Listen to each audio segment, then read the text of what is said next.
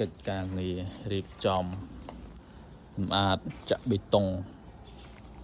ពីមុខបណ្ដារៀបចំទយោទឹកបណ្ដាហើយដល់វគ្គក្រាលការ៉ូហើយដោយអស់លោកញាតិញោមអ្វីត្បិតតែសង្គ្រាមអីយ៉ាងណាប៉ុន្តែវាយ៉ាងម៉េចគឺដំណើរការត្រូវអញ្ចឹងទៅហើយណាកសាងពីមុនមកប៉ុន្តែនៅរឿងតេតាទេបងប៉ុន្តែដំណើរការជារៀងរាល់ថ្ងៃតិចទៀតទៅហើយបានប្រើប្រាស់ហើយញោមយើងបាន